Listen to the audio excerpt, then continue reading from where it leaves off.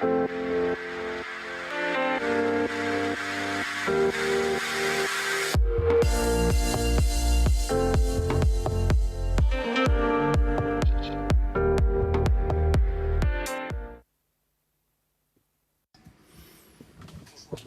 afternoon. Good afternoon to all of you. Talk about the youth, talk for the youth, talk without the youth. Often it is what happened in public debate in France today. The Cercle des Économistes decided to do something different and will give the last before word to a declaration or youth statement. I don't belong to the youth, let's face it, but we can have two speakers, two spokespersons who will report on two work sessions, external contribution exchange between different associations, young independents. And if I may comment, part of that work is mainly on its tone.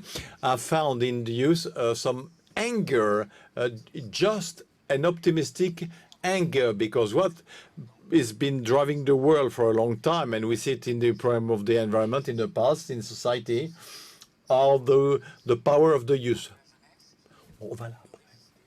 So the power of the youth to resist to the natural order.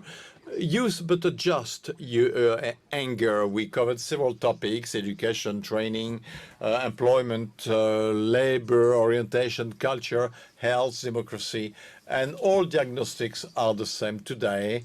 French youth are in archipelagos, pushed aside from or denied political decisions, and so therefore we must associate strongly and better youth.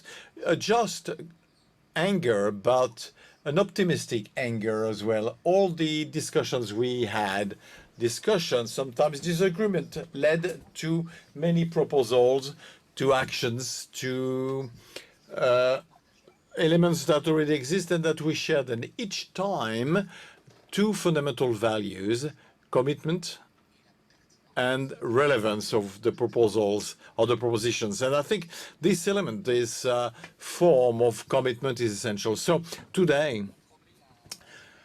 youth is being promised a bleak future. The President of the Republic thinks that 900,000 youth people will face a dire situation at the next fall. But this sort of dark prophecy should not be made unavoidable. We must collectively resist this type of promises. Well, we have to act rapidly, concretely, and this is what the Cercle des Économistes, together with Jean-Hervé Leanzi, has been sharing with thousands of listeners. This is the same thing today, what the youth we've been talking with will share. All this work was authorized by an association with the Association of Civic Agencies, with the President, Père Gris-Sangrand, to talk after me. And she mobilized all the networks to get to this contribution. And since we've had a lot of figures of propositions and politics, I'd like to finish with a bit of poetry and mention René Char, because the youth should share this with us when he said, "Impose your luck, serve your happiness, and walk to the risk. When they look at you, they will get used to it." So do it. Let's do it collectively. You on, Beatrice. Thank you. This year, the Cercle des Économistes has decided to leave a specific room to youth with master classes, and especially with this declaration, the youth statement that will be read in a minute. From the Civic Service Agency I'm in charge of, which is part of the European Erasmus Plus Youth and the European Solidarity Corps. It's a great orientation, and I'm very proud that the Civic Service Agency has been chosen as a partner for this rencontre économique. But in this period of time, youth face a paradoxical situation. At the peak of the sanitary crisis, they demonstrated energy, commitment, by multiplying solidarity action on a daily basis. One figure, there were more 60,000 registered in the Civic Reserve and more than 25,000 to maintain this civic service commitment during the confinement. But they also worried, and they worried because, and this applies to the whole of Europe, they see their entry into active life compromised. Their financial situation is degrading because of the lack of jobs, especially inequalities in view of orientation, training, more European mobility, Asian mobility, should go deeper. Social fractures being reinforced as the territorial fractures, and this is not often mentioned, not enough mentioned in our country. So these inequalities will impede national cohesion, affect national cohesion, and in fact we cannot write the national narrative that would include a sort of a peaceful memorial dimension. So it is urgent to take into account these changes and to respond to an aspiration of the French European youth. This was confirmed in the working groups, a very dynamic, which led to the writing of the final declaration. Youth want to contribute to choices and measures in politics, in economy and society. Just as the elders, they want to be builders of the changes to come. And in my opinion, this wish is justified, legitimate, because they will either be impacted positively or negatively by the decisions made. So they want to be players and not just extras. We need to listen to them now. This is the final declaration of the youth. Let's stop proposing youth training and professional pathways which are obsolete. We should develop an information system and deployment system that would make it possible to fight against fake orientation, fake training, and fake internship, which means that we have to completely reshuffle the existing information system under only one organization, be it physical and digital, for example, Pôle emploi or employment agency. And therefore, we propose to launch a youth consultation based on this orientation to assess the quality of all the internships, orientations, and trainings. This major consultation could make it possible, actually, to integrate this new parameter in the corporate social responsibility of organizations and do name and shame.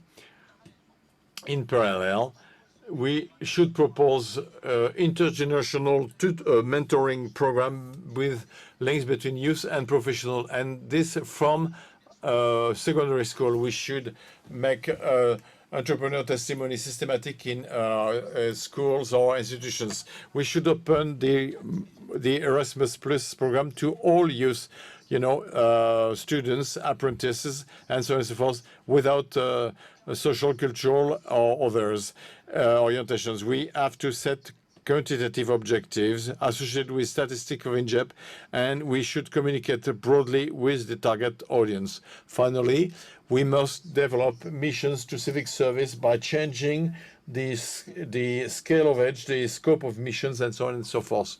Then we propose to create an employment offering dedicated to youth only, reorganizing the entire system of job seekers by initiating all components, Pôle emploi, APEC, and local missions around only one structure, which combines Pôle emploi, that is, and the local authorities with the employment base. And then we would like to associate in this new structure the creation of a digital application, the employment or job pass. There will be an interactive card which would detail the needs in terms of jobs, one region after the other for the territory. This program should integrate questions of mobility, the need for a driver's license, purchasing of a vehicle, and possible change of residence, and so on and so forth. Then we want to go where youth is no longer expecting us to develop and multiply the initiative of third sites and launched by the government and other institutions by having a youth entry, especially by proposing supervising groups which provide help to all the youth in their project. To do so, we need to envisage other sites of expression, schools and job agencies, so that we should include schools and secondary schools based on sites that already welcome youth. And we want to capitalize on competence that cannot be by creating through the school and university pathway the sharing of time in soft skill, employment, culture, community group, so that they could use their creativity, their capability of autonomy and personal and rational skill. Well, let's not limit soft skills, there must be individual and collective commitment at the first line. Let's invest in youth and in the future. We want to generalize the payment of a universal income that would consolidate several support to up to 80% of the SMIG, and consider a dotation at birth for all, an amount to be defined. Those measures would be financed by a tax on GAFAM and other digital platforms, because from youth, we are the data that enrich them. Youth is not ephemeral. It doesn't last a year. Let's adapt support to the evolution of the youth life. And for this, we propose to extend the youth guarantee for the duration of 7 years to provide to young people from 16 to 23 in a high difficult situation support, durable financial support without risk of rupture, and to give them time to train, work, find a house, a flat, and start life. Finally, we want to apply democratic practices at the time of today. We want to generalize electronic voting that would make it possible for the youth to take democratic tools. This new generation pays attention to the digital tools, and political decision makers should invest in this. Commitment is difficult to quantify, but we are not a depoliticized generation. We want the voting right down to 16 years for all elections, because it is rare. I mean, this generation has been able to cultivate itself and feed and understand the things thanks to internet. To conclude, at the end of the let's continue this good democratic movement.